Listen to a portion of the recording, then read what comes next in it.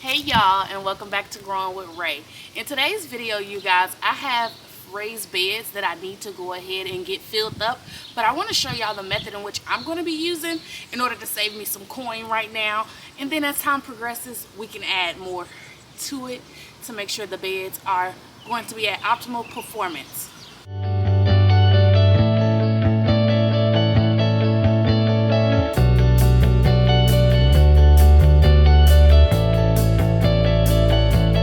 Sorry to interrupt the video, but I have to say I did some research and I am pronouncing it incorrectly. It is Hoger culture, and what that is allowing good benefits to your soil with doing it in a type of lasagna layer that'll allow your soil to introduce great microorganisms as well as great insects that will help to decompose things in your garden beds, you guys. So the method of which I'm doing is the same method anybody can do. I will show you later in the video how exactly it is done. But you guys, I also just want to give you all a mini May tour of the garden, just because we're like in the second week of May and you all haven't seen anything just yet, and we haven't had everything just planted out, which is why we're doing this video, so that before I start planting everything, you all can see how I'm filling up my raised beds. Now, always, this is like the same way, like I said, a lasagna method that you would want to do for your compost, and I kind of did fail with that, but it is okay because we got 2 of those tumblers right there. We will make sure to continue to make it work, you guys. I also still need to get those trees planted and we will get it done. But let me give y'all a quick garden tour, because I do also need to come out here and fertilize some stuff because we're getting a lot of rain. So first thing first, these are all of the hollyhocks that came up from last year. I had a lot of seeds fall that I was not able to sit here and get and do a video for y'all. So all of these will continue to fill out. As they get bigger, I will continue to keep y'all posted on what they look like, because as they get bigger, they start to look like squash plants to me. Out of all the sunflowers last year, these are the 2 that we got. They look like they're doing amazing. They had a little bit of pest damage, but they are going to do fine. Do y'all see my fish? They have gotten so comfortable. They're getting so much bigger. You guys, they was the 25 for $5, and they are doing absolutely wonderful. I've only fed them 3 times since they've been in the pond, and they've been here well over a month and a half. Yay for us. Each gardening tour, I usually like to start at different sides of the garden, and this is something I'm going to be getting planted out this week. You see a lot of weeds in here, but this is where our corn is going to be going, you guys, and I'm really excited. I just fertilized all of them, and I'm going to transplant them over. Though they don't like being transplanted, we're going to transplant them, okay? So we're going to get those going, and then I'll be able to start the pole beans, and we'll be good to go. Coming over to bed number 2, this is where we have our snowball cauliflower in here, and we do have onions that rim it in an L, so down this way and then down that way are onions, and we're just letting them grow. And this is a bed that we have to make sure to succession in, because everything that I already have started is already basically having a home already. This bed right here I'm most proud of. Y'all see I'm getting ready to finish putting this garden bed together. Look how long that is, y'all. Oh my gosh. But this bed I'm proud of. That is thyme that was already here from the prior owner.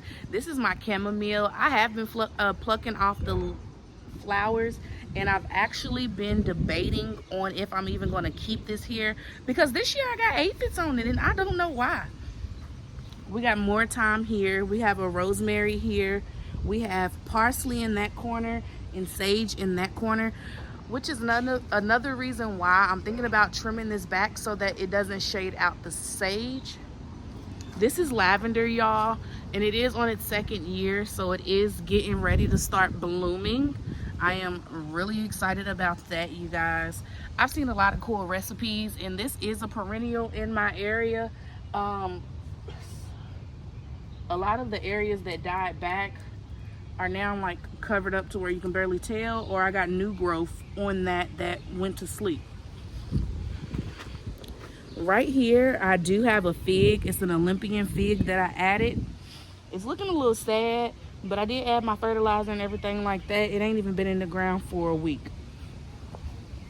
Y'all, this bed right here I am a little sad about, because you know, when I did top this off, I think I killed the plants that was coming up. So when you're healing up your potatoes, make sure you you only do it to your greenery, you know. So like the potatoes back here and all in this area, that's why it's looking so sparse, but it is going to be a-okay. We are doing more potatoes, okay? In this bed number 1, 2, 3, 4, bed number 5, we have broccoli in here, and then we do have onions that trim along the front end of this as well, you guys. Just letting it grow. They are getting bigger, but of course nothing much going on here. Now I am excited about bed number 6, because this bed is really growing. Look at them onions. Don't they look so good? Now these are the candy onions that I did get the sets from at Lowe's for $6, and they are starting to thicken up. Your biggest rule of thumb is to try to get as much green foliage on it as possible before it starts to bulb, because that lets you know how big the onion will be. Going over now to bed number 7. Y'all, this bed is huge, okay? In this bed, we have calendula right here, and this is the Orange King variety from Rare Seeds or Baker's Creek. Then we also do have some more cauliflower, and we have some kale over here, some dwarf blue kale. And then in the back, I do have onions in the back. Some of them looking sad. I'm still planning on starting some more onions, but we're gonna see what it do. In bed number 8, I don't have anything there because this is where the borage is gonna go. So we got nasturtiums that's popping up in these seed cell trays, so those may get planted somewhere. Bed number 9 is the one that we just filled up in this video you're gonna see later. Bed number 10, you guys, we have bok choy on this side. We have one cabbage here, and then we have lettuce in here. And along the gate, we have grapes plants that I did end up getting from Walmart this year. Some of them look like they're getting sun scalded, which is very sad about this one. But we have 2 white grapes. We have a Concord, and then we have one that starts with an M. I'm gonna try to put it on the screen if I remember. This is bed number 9, 7, 8, 9, 10. This is 11. This one is empty. That's the one we also are about to fill up in this video. Bed number 12 has these beautiful flowers. I don't remember what these is called. I'm gonna put them on the screen. I'm gonna end up looking them up. But we have our sweet peas back here. Them poor things are dying. They don't look good at all. I don't remember what this plant is. It's some type of flowering thing. I didn't even think they were gonna survive the winter, but they did. But this is about to start blooming, and then we'll see what it is. Moving over to bed 11, y'all. This is where we put the last of our garlic. This is the soft neck garlic. It did get put in later, so I feel like that's why the germination is so sparse. But we do also have carrots in here. I will put stuff at the end of the beds here soon, something that hopefully doesn't get too big, or if it does, it'll get bigger once these carrots are out of the way. So that's bed 12 or 13. I can't even keep up, but I know I got 14 beds. Well, now 15 with the one I'm putting together. Bed 14, this is the one that has the garlic in it, y'all. This is the one that needs to get fertilized. This has been in here since October, and as you can see, it's to my hip, and we do not have any garlic scapes yet, because this is a hardneck variety. No garlic scapes just yet though. Now moving over to the green stalks, this is a green stalk full of strawberries, and you can see they are setting fruit still. We have new ones that I just put in here, so hopefully they wake up. This one as well has strawberries all throughout it, and here's a strawberry that's getting red only on one side but not the other. Pretty weird. I don't know if y'all can even see it because this leaf's in the way. Look at that. Why did it do that? It's all right. This is about the size that they were for me last year, and that looks like an aphid. It is an aphid. Oh wow, this is very sad. So we're gonna fertilize this and hopefully give it a boost to stop releasing this stress hormone. Get 'em. This bed, we do have cabbages in here, we have collards in here, we have a carnation right here as well, because something that was transplanted there died, so we put that carnation there. I'm messing with this strawberry. Look, y'all, looking good. Still need more time. I definitely suggest you guys to fill up your green stock to the very brim, and at the end of the season we will be moving a lot of these strawberries so that they are stacked to the very brim, so that my strawberries are not inside the pockets. Going to this one as well, we have more cabbages and more broccolis. We have a carnation. We also have onions interplanted in here as well. Now in this green stock, we also have lettuce interplanted, and it looks like something munching on it, of course, as always. Going to these totes, you guys, we got 1, 2, 3, 4, 5, 6 different types of blueberries. And just to check on the Jubilee, some of them are drying out, but some of them are looking pretty nice. So yay. Now I'm seeing ants in here, so I'm assuming there's aphids somewhere, because anytime I see ants, I assume there's aphids, because they the nasty little boogers that want to bring aphids around. So we are mint in this container. We got raspberries here, and then we got blackberries here.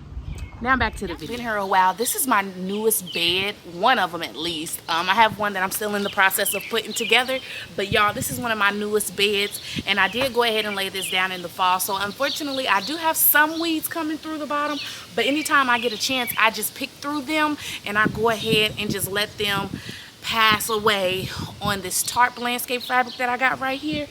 But you guys, the way in which I like to fill up my raised bed is through the herbiculture method. I believe I'm saying it correctly, and what that is basically you're doing a lasagna in your soil, and the very top in your bed, in the very top part of your bed will be fresh compost or soil or any type of thing that you use, which is usually soil or compost.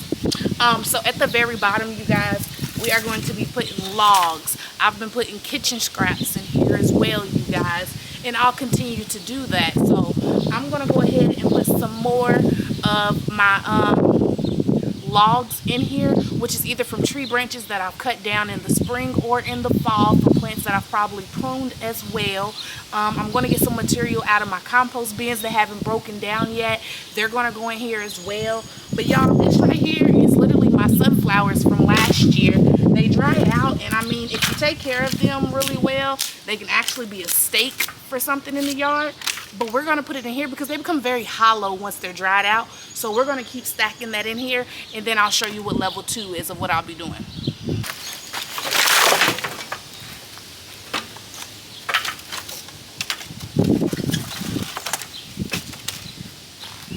Y'all, this is the second bed that I need to fill up. And in this bed specifically, just like I've been doing in the other one, I've been throwing kitchen scraps. And as you can see, we got the sweet potato peels. And you all should have seen that we pressure canned the sweet potatoes once we processed them. So that is my second layer of things that I like to put in my garden, because I want worms to be comfortable to come here. I want the roly-polies to sit here and decompose on these things and not my plants. Like, don't eat my plants, eat this, okay? But I need to fill this up with more logs and different sticks that I have around the yard. And then I'm gonna show you the third thing that I put in.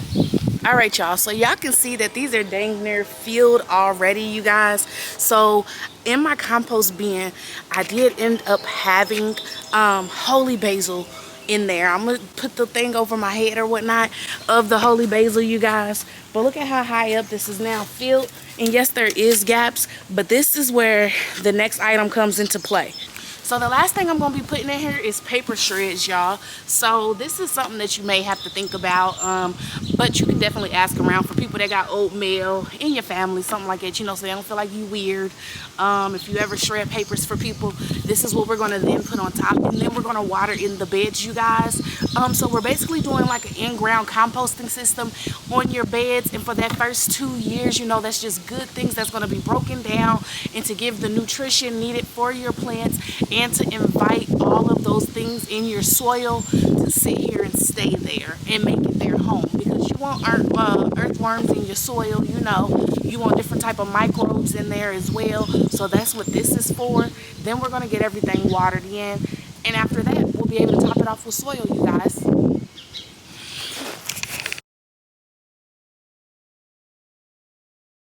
Now, one of the main reasons you want to water this in is because this is going to settle. The same way your soil will settle after time of being rained on, it's going to get a little more compact.